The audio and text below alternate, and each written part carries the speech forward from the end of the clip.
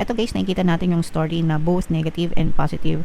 Yung iba sa inyo guys, ito yung mga shocking news or pagbabago, no? Kasi for some of you, maaari magkaroon dito ng separation, mga kapitid sa inyong relationship dahil sa mga trust issues and dahil sa third party energies, mga kapiksi. So yun yung nakikita natin na shocking news para sa iba, no? Although hindi naman sa lahat. Pero yes, this can be a third party energy na talagang sobrang nagpapastress sa inyo, mga kapiksi.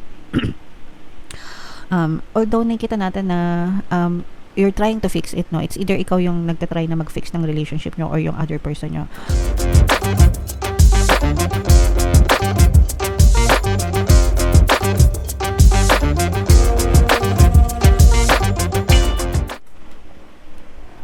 Hello guys, hello Pisces. Welcome back to Pinoy Pixie Tarot. Ang pamagat ng episode natin for tonight is love scope kapalaran, pag-ibig kapalaran para sa Pisces para ngayong March, mga kapiksi. So kapag love reading guys, pwedeng ma-pick up yung energy nyo, pwedeng ma-pick up yung energy ng person nyo, pwedeng magkabaliktad yung roles, mga kapiksi. If in case hindi kayo naka-resonate dito, try nyo panoorin yung video dun sa zodiac sign ng person nyo guys, baka nandun yung energy nyo. So unahin natin tong deck na to, tingnan natin yung energy surrounding your relationship, mga kapiksi. Pwedeng positive, pwedeng negative, kung ano yung makaresonate sa inyo guys, take that message. Okay, so ito mga kapiksi, no, this is both negative and positive, kung ano yung makaresonate sa inyo guys, take that message. Unang-una, for some of you, parang kumakatok yung sa mga single, ito mga kapiksi, no, or sa mga nag-expect ng relationship, parang may kumakatok sa inyo guys na it's either bagong partner, bagong specific person, bagong pag-ibig, kung single pa kayo guys or never kayo na nagkaroon ng relationship, this is parang the time, no, na papanain ka ni Cupido. And parang yung iba sa inyo guys, ready na kayo for love, ready na kayo for a relationship, mga kapiksi. So i-anticipate nyo yung pagdating ng inyong specific person. Pero guys, no, make sure na handa kayo, tanggapin nyo yung, kumbaga, isulat nyo na lahat ng gusto nyong i-expect sa specific person nyo, di ba? Maganda, gwapo, pero I mean, aside sa physical appearance guys, importante yung personality, di ba? Mapagmahal, mabait, maalaga, caring, honest, loyal, lahat na guys, no? Para yun talaga yung ma-manifest nyo and yun talaga ibigay sa inyo ni universe, and you will find someone na talagang ire-reflect niya pabalik sa iyo. Yung dadating sa inyo mga kapiksi, ire-reflect niya yan lahat ng pabalik sa iyo, lahat ng inisip mo about your specific person, about your relationship, mga kapiksi, no, ire-reflect niya yan pabalik. So kung ano yung gusto mo, kung ano yung ideal type mo, hilingin mo na, kapiksi, pagdasal mo kay universe and it will be granted to you, guys, no. So ito ay para sa mga kapiksi natin na nag-e-expect, naghahangad ng bagong relasyon, mga kapiksi.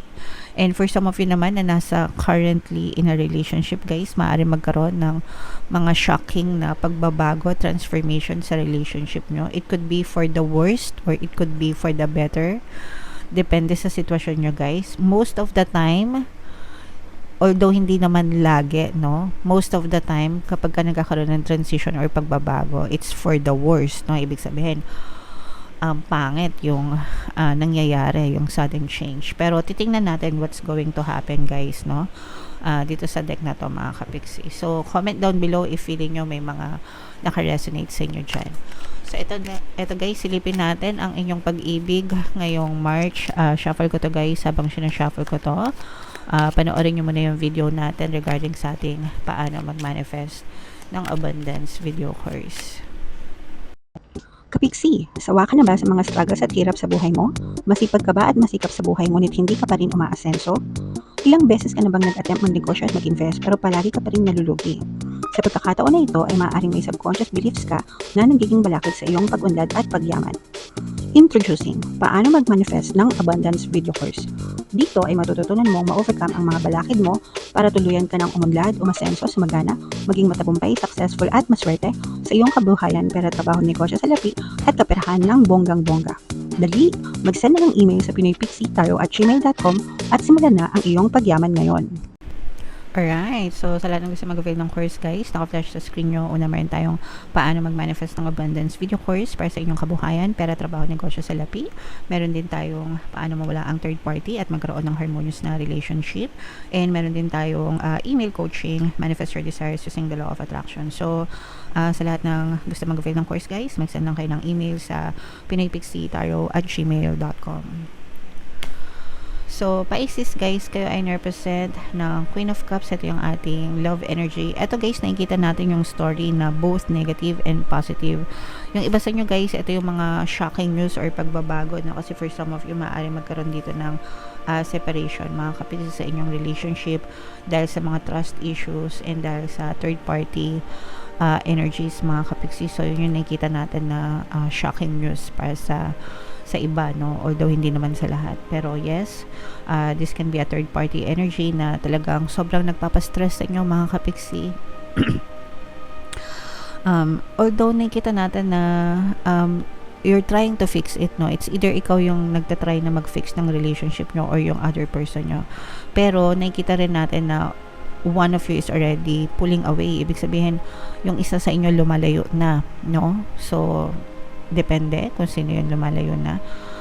May nanunuyo pa dito sa relasyon na to, mga kapiksi, no? Ibig sabihin yung isa nanunuyo pa, gusto pa ma-fix yung relationship, gusto pa maging maayos, pero yung isa sa inyo ayaw nang magpasuyo. Tumatalikod na, lumalayo na dahil dun sa third party issue, definitely. Trust issue, parang betrayed, feeling nyo na betray kayo, na sira yung tiwala, and ayaw nyo na ng another chance guys. And nakikita natin dito na ready na kayo mag-move on, yung iba sa inyo.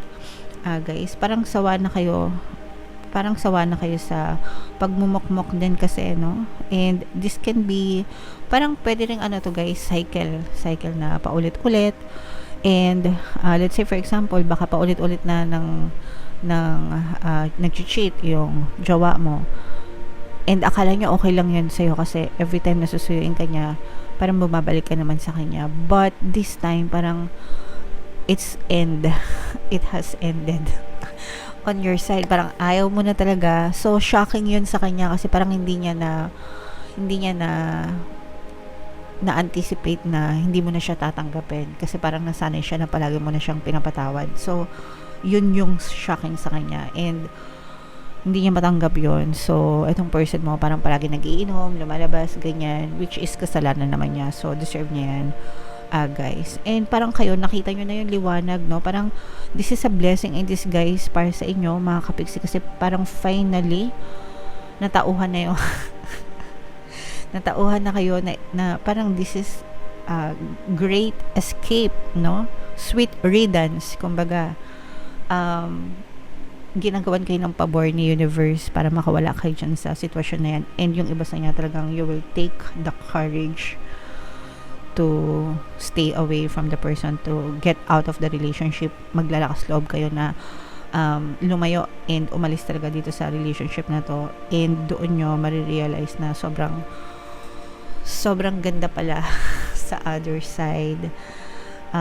Kumbaga parang hindi mo kailangan magdusa dun sa relationship, makulong sa relationship para maging masaya.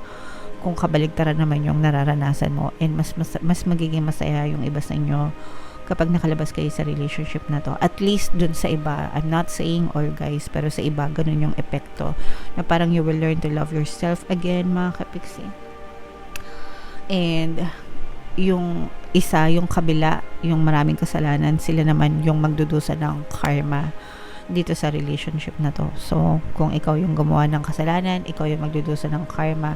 Kung siya yung gumawa ng kasalanan, siya yung magdudusa ng karma. Again, guys, roles can be reversed pagdating sa love reading. Okay? And nakikita natin dito na yung iba sa inyo nag-start ng fresh, nagpo-focus sa relationship, mga kapiksi. And parang ini-enjoy nyo lang yung sarili nyo, and lumalabas din kayo, no? And you're finding your true happiness, guys, na parang parang hindi kayo nagpapakulong sa love romantic relationship, and in-explore nyo na there's a lot of forms of love. Kumbaga nare-realize nyo na hindi lang siya nag-iisang hindi lang siya nag-iisang tao na pwedeng magmahal sa'yo. Pero yung pamilya mo, yung mga kaibigan mo, yung mga tao sa paligid mo, doon mo marirealize na marami pa palang mas worth it na tao na kailangan pag-aksayan ng energy, and they love you, guys, and mas magiging masaya ka, or mas nagiging masaya yung iba sa inyo, especially kung meron na kayong mga pamilya, ng mga anak, ganyan. Okay, parang natatanggap nyo na okay lang, walang jowa, basta yung mga anak ko na sa akin, masaya pa rin kami, ganyan. And mas nagfo-focus kayo ngayon sa mga dreams nyo, no? Finding success sa buhay, kahit wala ng love life. Ganun yung perception ng iba sa inyo, mga kapiksi. Alright? So comment down below. This is a sad, happy love story. Kung naintindihan nyo, mga kapiksi, comment down below, no? Don't cry because it's over. Be happy because it happened, diba? So, magpasalamat na lang kayo dun sa relationship. May mga natutunan naman kayo, mga kapiksi. Tingnan natin yung additional love message or love advice para sa inyong Pisces. Comment down below if naka-resonate kayo sa reading, guys, ha? Ayan na, kung ayaw, wag ipilit. It's their loss, not yours. And yung iba sa inyo, guys, nararamdaman ko, ito na talaga yung ginagawa, no? Ayaw nyo nang ipilit kasi nga yung iba sa inyo handa nang tumalikod, or baka tumalikod na talaga kayo, guys, and you're moving on, you're letting go, and you're just focusing your energy and your attention to yourself. Nagpo-focus na lang talaga kayo, guys, sa sarili nyo. Yun yung talaga yung nakikita natin. And kasi nga, this is exhaustion actually, no? Yung nararamdaman natin dito is more on pagod sa paulit-ulit na pagpapatawad, pagod sa paulit-ulit na pagbibigay ng chance, and na-drain na yung energy nyo, doon nyo na naintindihan na this is not good for me, hindi para sa akin to, ayoko na magdusa. So, and okay lang yan, guys, no? Again, pagdating sa relationship, walang tama, walang mali, as long as ang maling relationship lang naman is yung forbidden love, no? Kaya nga forbidden, pinagbabawal kasi mali. Yung mga affair, yan, yung mga kabit-kabit, yan, bawal yan, syempre. Sa mata ng Diyos at sa mata ng mga tao, that's unacceptable, okay? Pero yung mga normal na relationship, no? Kung hindi talaga kaya, wag ipilit, guys. hindi nyo naman makakontrol yung mga person, di ba? So, as long as, di ba? Yeah, it's not your loss, guys. So, okay lang yan, mag-move on kung yan yung decision nyo, mga kapiksi. Alright? So, yeah, comment down below, Pisces, if feeling nyo naka-resonate kayo dyan. Enjoy your freedom. For more tarot readings para sa Pisces, ito yung playlist nyo. Ito naman yung ating success stories ng paano mag-manifest ng abundance with your horse. Click here to subscribe, guys. Ito yung ating mga pampaswerte subliminals. Thank you for liking, sharing, and subscribing. See you next time. I love you all, mga kapiksi. Have a nice day. Bye-bye.